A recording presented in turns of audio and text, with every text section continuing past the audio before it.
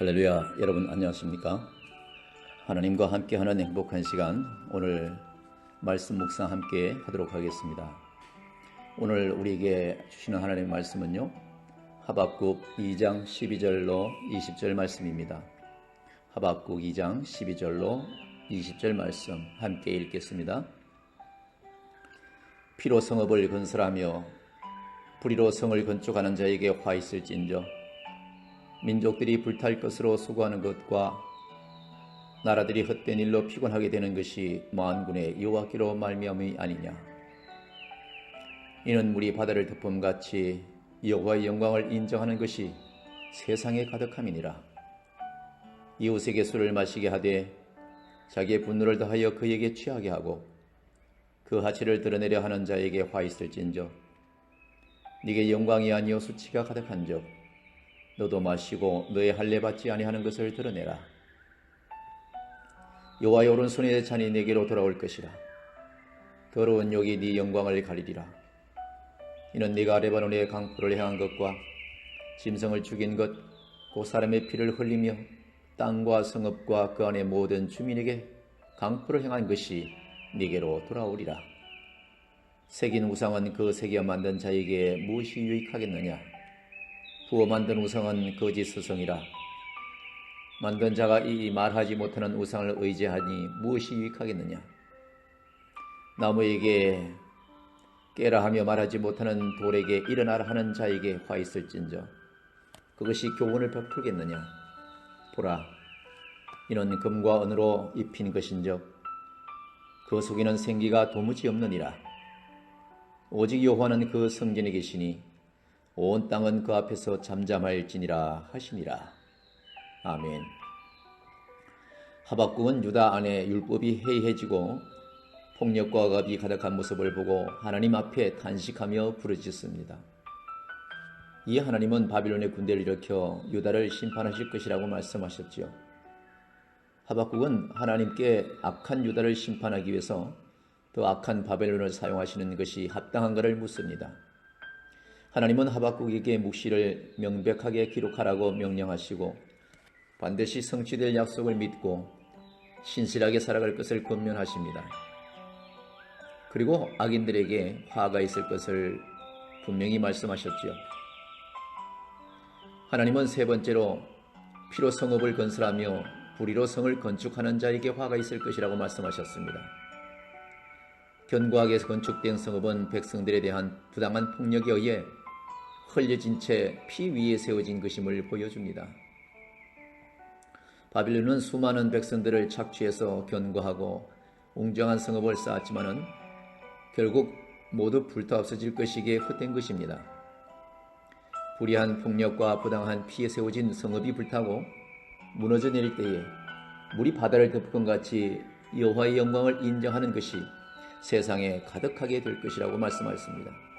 오직 여호와 하나님이 주가 되시며 이 세상을 통치하고 계시다는 사실이 드러나게 될 것이라고 말씀하고 계시죠. 하나님은 네 번째로 이웃에게 분노를 품고 술을 마시게 하여 취하게 하고 하체를 드러내는 사람들에게 화가 있을 것이라고 분명히 말씀하셨습니다. 술이 취한 사람은 스스로를 지키고 통제할 수 있는 힘을 잃어버리죠. 바벨론은 다른 나라들을 굴복시켜서 무력하게 만들고 수치를 당하게 했습니다. 그러나 영광을 누리는 것이 아니라 그들 역시 술에 취해 할례받지 못한 하체를 드러내며 수치를 당하게 될 것이라는 거죠. 여호와의 오른손은 대적을 물리치시고 백성을 구원하는 하나님의 권능을 의미하고 여호와의 잔은 죄에 대한 하나님의 진노를 의미합니다. 바빌론은 여호와의 오른손의 잔을 받고 더러운 치욕을 당하게 될 것이라고 분명히 말씀했죠. 백향목으로 가득한 레바논 산에 향해지는 폭력은 그곳의 짐승들에게 죽음의 위협일 것입니다. 바빌론은 이와 같이 사람의 피를 흘리고 땅과 성읍과 모든 주민에게 폭력을 행했습니다. 하나님은 이것을 모두 바빌론에게 갚으실 것이라고 말씀하셨죠. 사람이 만든 우상은 사람이 만든 것이기에 그 사람에게 아무런 유익도 주지 못한다는 것을 오늘 말씀을 통해서 분명히 말씀하고 있습니다. 그러나 오늘날 참으로 어리석은 자들은 세상에 그렇게 많은 학문을 배웠음에도 불구하고 대학교 대학원을 나왔다함에도 불구하고 세상의 우상에 쫓겨서 점쟁이를 찾아가고 무당을 찾아가고 하는 그런 사람들을 주변에서 많이 보지 않습니까? 하나님 외에 그 어떠한 신도, 하나님 외에 그 어떠한 것도 산자와 죽은 자의 심판하시고 그 예수 그리스도 앞에서 모두가 죄인일 뿐인 것입니다. 사람이 만든 우상, 그 우상을 만든 사람이 말조차 하지 못하는 우상을 스승으로 여기고 의지하는 것은 참으로 어리석은 일 아니겠습니까? 하나님은요, 나무에게 깨어나라고 말하고 말 못하는 돌에게 일어나라고 말하는 어리석은 우상 숭배자들에게 화 있을 것이라고 오늘 분명히 경고하셨습니다. 하나님은 부르짖음에 응답하시지만은 금과 은에 쌓인 우상은 생기가 없고 교훈을 베풀 수가 없습니다. 우상은 자기의 욕망과 만족을 위해서 억압과 착취와 폭력을 행하는 인간의 자기 숭배의 표상인 것이죠. 오직 여호와만이 유일하신 하나님이라는 것을 우리 모두가 부인할 수 없고 반드시 믿어야 될 것입니다. 하나님의 임재 앞에서 온 땅은 잠잠하게 될 것입니다. 악이들은 결코 영원할 수 없고 반드시 하나님의 때의 심판을 받을 것입니다. 그리고 여호와 앞에 잠잠하게 될 것입니다. 때가 되면 하나님은 악인들에게 화가 임할 것을 약속하십니다. 하나님의 나라의 백성인 주님의 교회는 화를 당할 만한 일들이 우리 안에 없는지 돌아보아야 하는 것이죠. 우리는 예수 그리스도가 십자가에서 행하신 구원의 사역이 아닌 다른 길을 공로로 삼고 자랑해서는 절대로 안 되는 것입니다.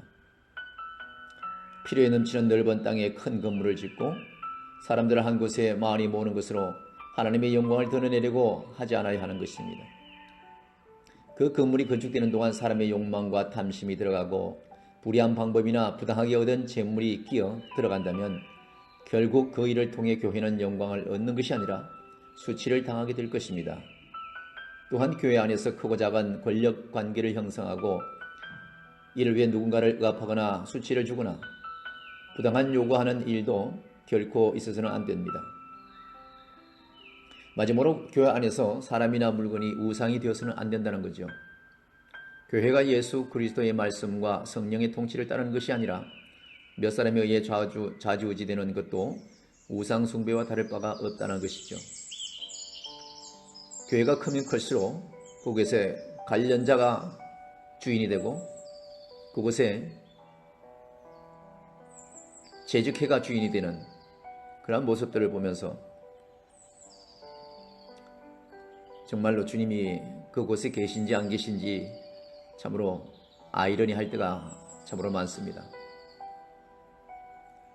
건물이나 물건 또한 경제적 이익 때문에 하나님의 말씀을 거스르는 것도 또한 우상 숭배와 다를 바가 없습니다.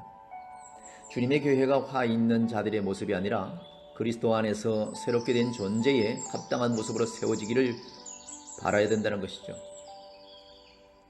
교회 안에 불의한 세상의 가치들이 무너질 때에 교회를 통해 물이 바다 덮음같이 여호와의 영광을 인정하는 일이 이루어지게 된다는 것입니다. 우리는 아무것도 아닙니다. 우리는 늘 연약한 존재입니다. 늘 위대하시고 강하신 그 하나님께서 모든 역사를 이루어가시기 때문에 그분의 하는 일에 우리는 감사와 찬송으로 날마다 영광 돌리며 살아가야 될 줄로 믿습니다. 감사합니다.